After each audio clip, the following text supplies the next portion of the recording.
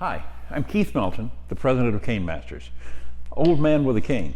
Today we're going to look at part 2 in the basic defensive skills you need to learn. In part 1 of this series, we looked at using your cane in the basic 5 power shots. But today we're going to look at using your cane in a figure 8. Now, the figure 8 pattern has been refined by ACSD, and it is a series of movements where your cane is constantly moving. And if you notice, it's almost the lazy 8, and it's useful to establish a defensive perimeter.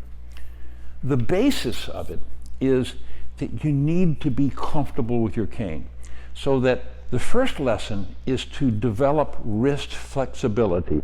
So if your hand is stationary, developing your wrist.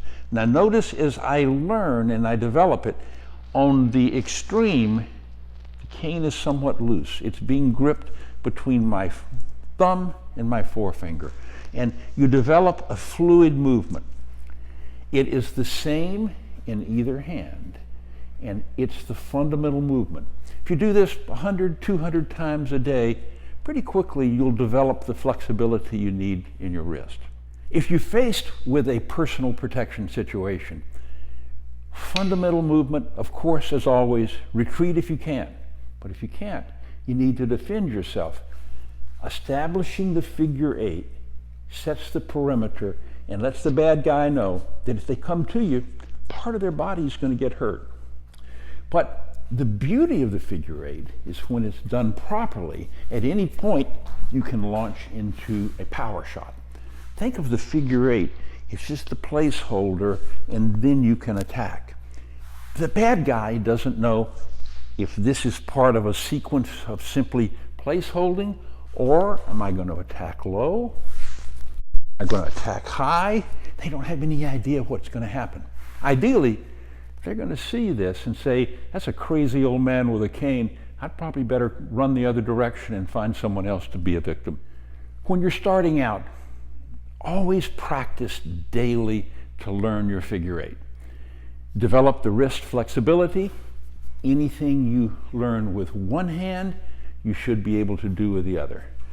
I have an injured right arm, so my right arm doesn't have nearly the strength. But right now, I can use my left hand because I've developed the skill. Teaching the opposite hand and arm the technique actually makes both arms better and refines the skill.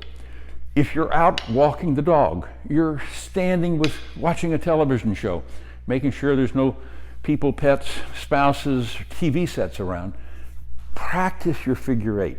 It should be an integral part of your personal protection, and every day you work with it, you'll get better. Here at Cane Masters, we're always here for you. If you have a question, please reach out to us.